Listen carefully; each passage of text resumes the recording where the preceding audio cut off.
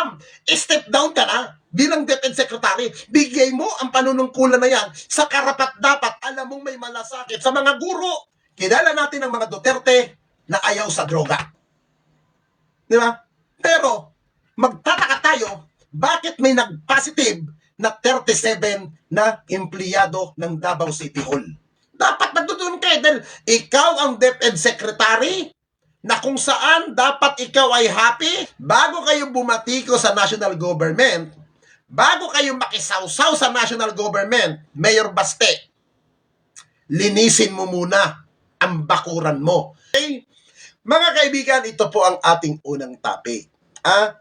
Napakaganda ng ginawa ng ating administrasyon. Siyempre, ayaw ng mga basher ito. Ayaw nilang makaparinig na may ginawang maganda ang liderato ng kasalukuyan gobyerno ni Pangulong Ferdinand Bongbong Marcos. At siyempre, sa magandang ginawa po ng ating administrasyon itong linggong ito, katuwang po ang mga congressman. Ano po ba yung sinasabi kong magandang ginawa? Yung hinihiling po ng mga guro, yung mga hinihiling po ng pampublikong teacher po natin na taasan ang kanilang sahod, pinirmahan na po ng kasalukuyan Pangulo. Si Pangulong Ferdinand Bongbong Romualdez Marcos. Pinirmahan niya po at lahat po ng mga congressman na sumang-ayon sa panukala pong batas na yan na maging mataas po at madagdagan ang sahod ng mga pampublikong guro, kumpleto po ang mga congressman sa mga lumagda po doon. Saksi po sila na pinirmahan na po ng ating Pangulo, pero ang bukod tangi na dapat na nandoon nung mga nangyayaring kaganapan pong yan, na kahit papaano ay dapat saksi, dapat masaya siya bilang DepEd Secretary, bilang kalihim ng kagawaran ng edukasyon ng ating bansa. Hindi niya po pinuntahan. Hindi po siya sumipot. Shout out muna kay Sir Macloyd de Jesus na aking boyfriend, na gwapo, mabango, at higit sa lahat, simpatiko. Mahal ko yan, ng Station 2, MPD Police Station. Oy, Sir Macloyd, magkita tayo ng Friday, nandyan ako sa Station 2. Siyempre, kukunin ko ang school supply na binigay ni Police Captain Kaya Biab. Nandiyan ako sa Station 2. Hihiritan kita ng school supply, Sir Macloyd de Jesus. Pag hindi mo ako binigyan ng school supply, Sir Macloyd de Jesus, walang subo ng batuta mo, ha? Walang subo. Pero pag binigyan mo ako, lilinisin ko ang tubo mo. Ha? Sir Macloyd, ha? See you on Friday. Okay, balik tayo. Alam niyo mga kaibigan, dapat nandoon po si Vice President. Bakit hindi siya sumipot? Alam niyo ang nakikita ko kaya hindi niya sinipot yan? Kasi insecure siya. Nagagalit siya sa mga congressman. Siyempre, nandoon yung kinaiinisan niya na si House Speaker Martin Romualdez. Gusto niya, siya lang sigurong nandoon. Ayaw niya na ibang mga congressman na bumabati ko sa kanya. Ayaw niya yung mga congressman na nagne-negatibong mga sinasabi. Di ba? Dapat nagtutunan kayo dahil ikaw ang DepEd Secretary na kung saan dapat ikaw ay happy, ikaw ay masaya dahil yung pinamumunuan mong tanggapan, itinaas ang sahod ng mga congressman. Pinirmahan ng Pangulo yan. Kasaysayan yan. Bakit hindi ka sumipot? Anong dahilan? Dahil galit ka sa mga ibang mambabatas? Yan bang dahilan, madam? Diyos ko po, madam. Alam mo, madam, bilang public official, dapat sumisipot ka doon kahit nandoon yung mga kalaban mo sa politika. Dapat sumisipot ka kasi ikaw ang DepEd Secretary. Kung ayaw mo silang makita, ayaw mo silang makasalamuha sa mga gathering, pinaka-the best niyan, madam, step down ka na bilang DepEd Secretary. Bigay mo ang panunungkulan na yan sa karapat-dapat. Alam mong may malasakit sa mga guro. Hindi mo naman pala kayong gustong harapin ng mga yan. Sa bagay, di nga ako magtataka, hindi mo nga ma-explain kung saan mo dinala yung perang 100 million na ginastos ilang days lang? Tapos gusto nyo pa magkikaroon pa ng intelligence pan? Kaya napakabuti na ginawa ng mga congressman na tinanggalan ka ng intelligence pan. Na dapat ibinigay na lang yun sa ibang mga ahensya ng gobyerno, kagaya ng militar, kapulisan, yung intelligence talagang operatiba, dapat doon talaga napupunta. Tapos sasama ka pa sa... Pero pag may rally ng pag-step down ni Pangulong Marcos na panawagan, doon sumasama ka pa. Pero yung makasaysayan ng paglagda, hindi mo sinipot. Bakit? Ba't ayaw mo siputin yun? Madam. Ay, Diyos ko po. Madam. Public official ka.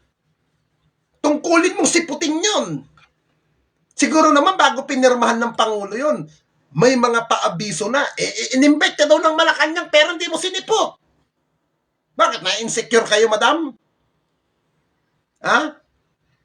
Halos lahat nandoon eh. Ikaw lang ang wala. Diyos ko po naman. Madam, dapat siputin nyo yan bilang kinatawan ng DepEd, kinatawan ng mga guro. Ihiwalay nyo muna yung pang-awayan ninyo. Dapat hindi dapat ganun. Kung sino man ang taong advisor mo na huwag kang sumipot dyan, isang gago yan. Isang ulol. Utang ina na yan kung sino man yung advisor mo dyan. Di ba? Dapat sinipot mo yun. Dapat naging matuwa ka ron. Kasi, nadagdagan yung yung sahod ng mga teacher. Kahit nawala ka namang ginawa doon. Gawa yun ng mga congressman, di ka pa naging happy ron. Dapat maging masaya kayo.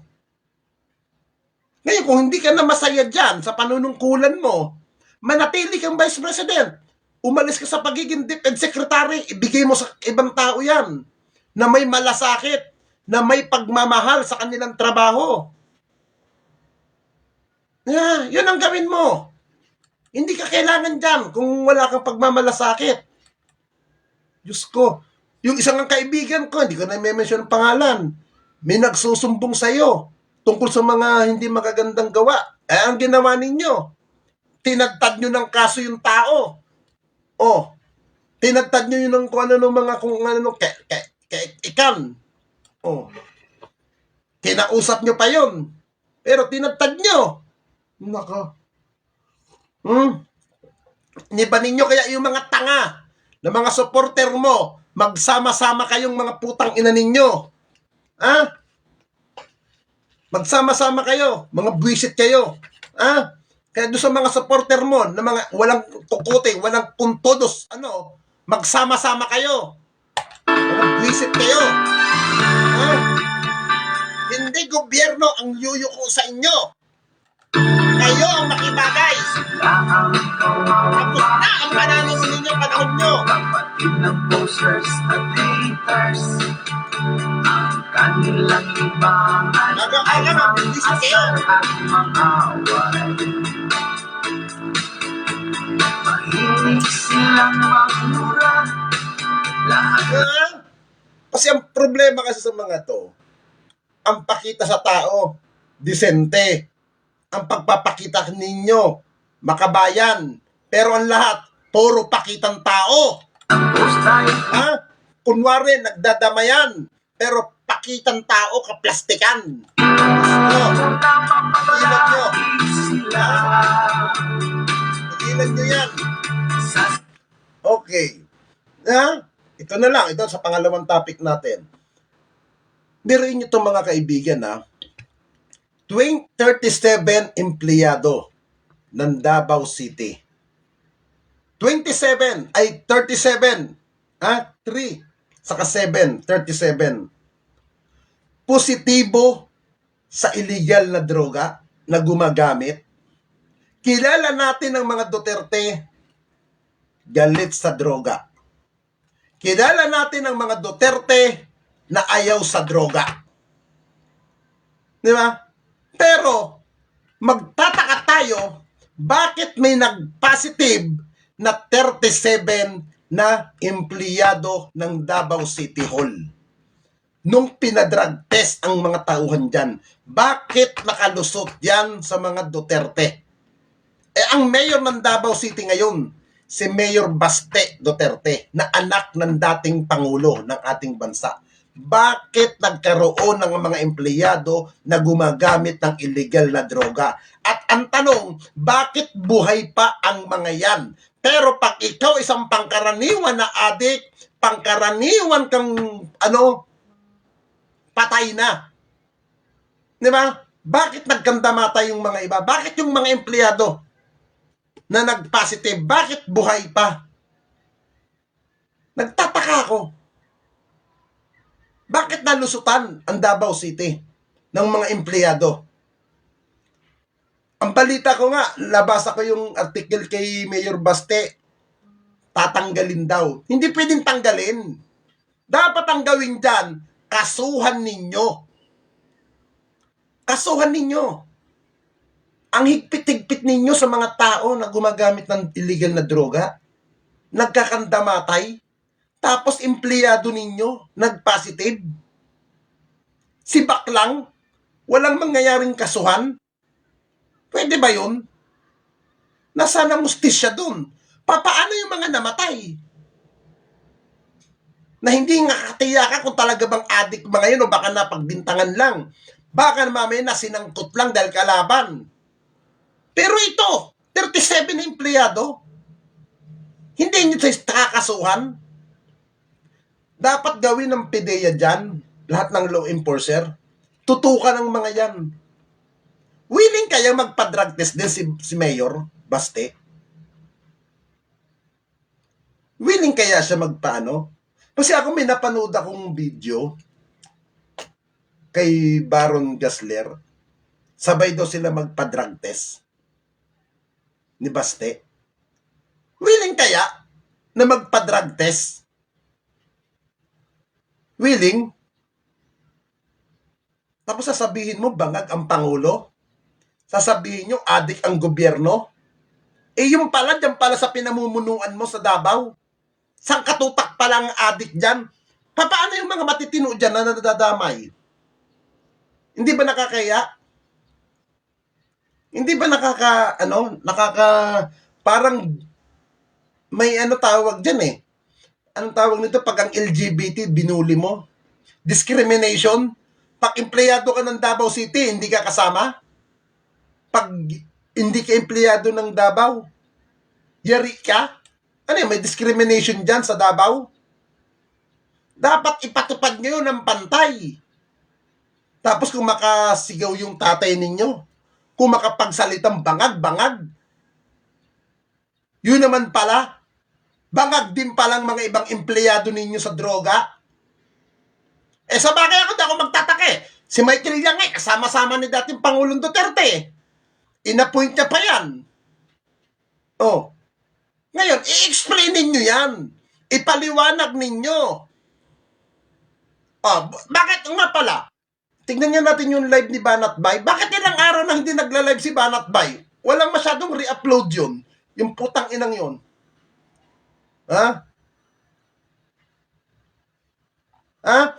Ano nangyari kay Banat Bay? Tignan nga natin.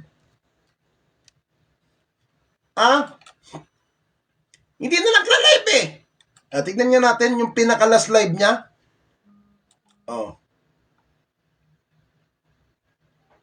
4 days ago. Ayan mga kaibigan, 4 days ago ang live, ang huling ang live ni Byron. Ayan 4 days ago. Ayan live.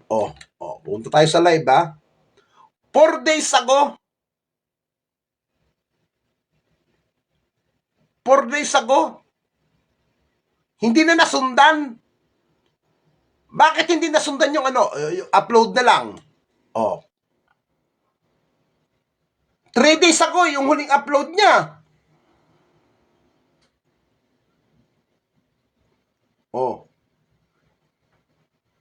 3 days ago. Ano na nangyari sa'yo, Byron? Ano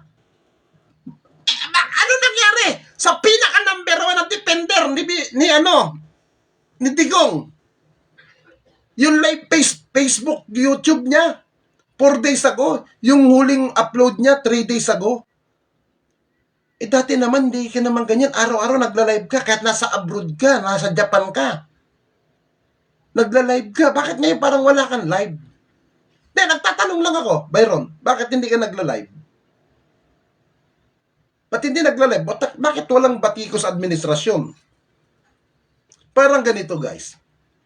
May kausap ako, isang kaibigan. Hindi ko na-mention kung taga saan ito. Parang ako, ayoko sumakay ng eroplano. Gusto kong pumunta ng Cebu. Pag ayaw mo ng eroplano, ayaw mo ng baylan, ayaw mo ng sasakyan, ang sabi nga, sasakay ka sa bangka. Mamamangka, di ba? Sa salitang kanto, mamamangka na rin. Ganun ba, Byron? Confirm ba yun yung balita kung yun na mamamangka? Mamamangka ka na rin sa dalawang bangka? Kung totoo yun, kung positive yun. Hindi ko alam. Yun ang ano ko. Di ba? Yun ang nakuha kong info. Dali ka. Di ba? Yun ang nakuha ko lang impormasyon. Oo. Mamamangka. Hindi ko sinabing mamamangka. Sabi ko, mamamangka. Okay? Hindi kita inaanuhan. Yun lang ang nakuha kong impormasyon doon sa isang kaibigan. Na kaibigan mo rin. Oo. Na best friend mo din to. Pero ganun pa man, gusto ko mangyari, ipaliwanag ng mga taga Davao. Lalo na yung mga defender ni Digong.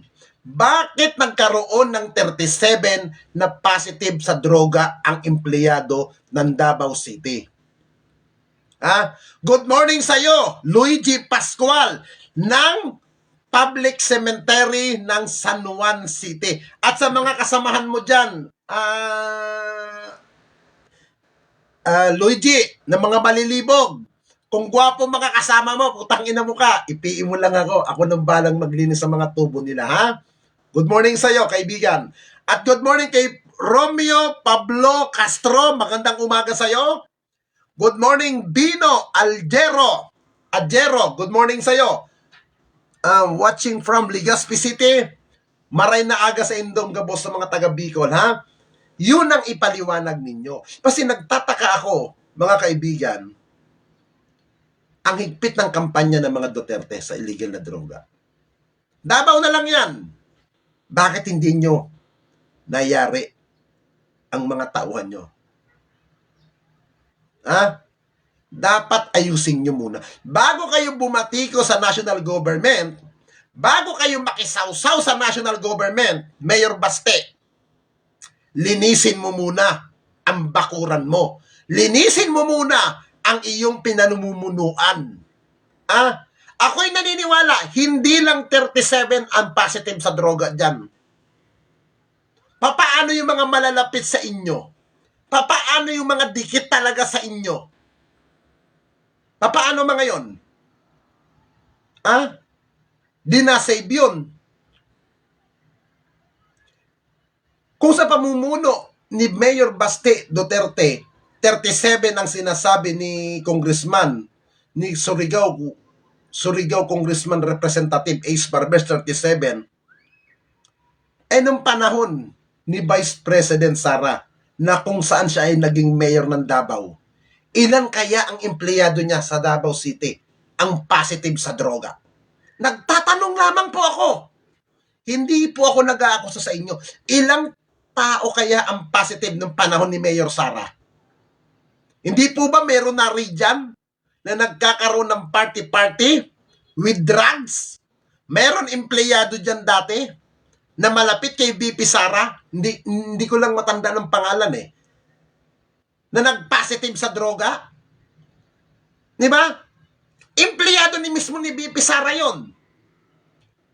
Napanagot ba yon? Nayari ba yon?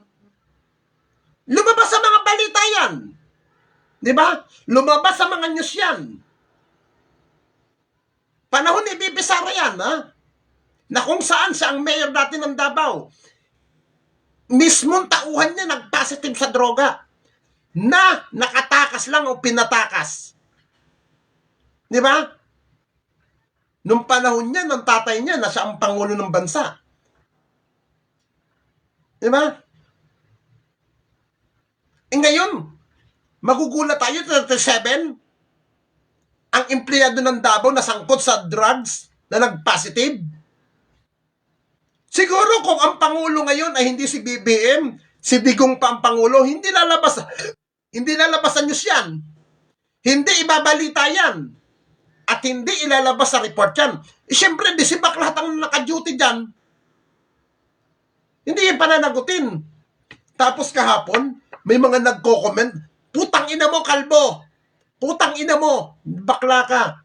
Gago, matagal na akong kalbo. Hindi na bagong pagiging bakla ko, mga buwakan ng ina ninyo. Ang pinag-uusapan dito, alam nyo sa mga supporter ni Digong, huwag kayong tanga. Ha? Huwag kayong bobo. Kung kayo pupunta sa live ko, i-comment ninyo yung to sa topic. Huwag kayong magko-comment dyan nang wala sa topic. Kasi pinaghahalata ninyo na mga tanga kayo. Ha? Magko-comment kayo dahil didiis kayo. Kung ano sasabihin ninyo, wala naman sa topic. Ang pinag-uusapan natin dito, bakit nagkaroon ng 37? Huwag nyo rin sasabihin, bakit? Porque ba mayor si Baste? Monitor niya na ba lahat yan? Bakit hindi niya ba pwedeng ipacheck yan? Hindi niya ba pwedeng ipamonitor bawat isang tao dyan? Ha? Ang gusto namin mangyari, kasuhan ni Baste yan. Kasuhan niya. Hindi yung sisibakin lang. Walang kwentang pagsibak. Paano kung ang empleyado nasa ganitong tanggapan? Sisibakin siya doon sa baka mamaya. Baka lang ha? Baka lang. Baka ilipat lang ng ibang department. Under pa rin ng city government yan. O magpalamig ka na muna. Pag humupa na ang issue sa'yo, balik ka na sa trabaho mo. Hindi maiiwasan yung ganun eh. Hindi maiiwasan eh. Mas the best, kasuhan nyo sa ombudsman. Kung talagang hindi nyo talaga magkakaroon ng cover up yan. Ipakita ninyo na tutol kayo sa mga adiktos. Hindi yung utang ina ninyo. Ito, para sa inyo tong kantang to. Para sa inyo to, ha.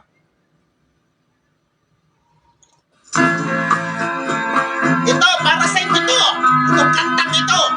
Pasumpa-sumpa pa kayo, mga utang ina ninyo. Pasumpa ka pa. Tangina ka. Na mahal mo Ako, tangina mo. Iniibig Mo ng todo at walang pagbabago. Makamon sa ng ulo mo. Sa tamis mong Pambola na mo. nautok naman ako pang namo. Yan! Sa sobrang tamis magsalita ni Digong. Sa sobrang magsabing putang ina nyo. Diyan tayo na uto ng dating Pangulo. Diyan tayo napasakay. Diyan ako napabilib noon panahon ni Digong. Yung sobrang, akala ko talagang makabayan. Akala ko talaga walang putang ina. Yung pala, malala pa pala sa diktador na sinasabi. Diba? Ganyan kayo ka mga unggoy. Ha? Ngayon naglalabasan ng mga baho ninyo. Ngayon naglalabasan ng mga anomalya ninyo. Ha? Nakakahiya kayo. Ha? Dapat talagang panagutin kayong lahat ng mga sangkot sa mga pandurugas sa pagwawaldas ng pera ng sambayan ng Pilipino. Muli, magandang umaga sa inyo. Mahalin natin ang ating bansa. Suportahan natin ang ating administrasyon ni Pangulong Bongbong Marcos. At salamat sa liderato ni House Speaker Martin Romualdez dahil sa ginawa nilang pagpapataas ng sahod ng mga pampublikong mga guro. God bless to all! Ingat tayo parati.